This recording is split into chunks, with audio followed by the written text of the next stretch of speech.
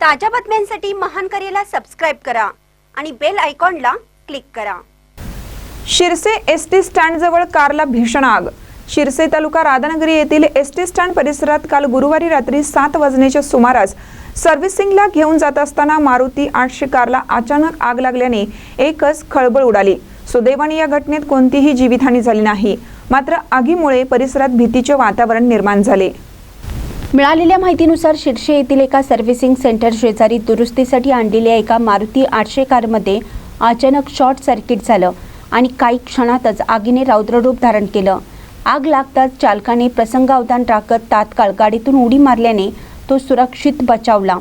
आगीच्या घटनेमुळे परिसरात एकच गोंधळ उडाला। स्थानिक नागरिकांनी तातडीनं भोगावती सहकारी साखर कारखान्याच्या अग्निशमक दलाला पाचारण केलं।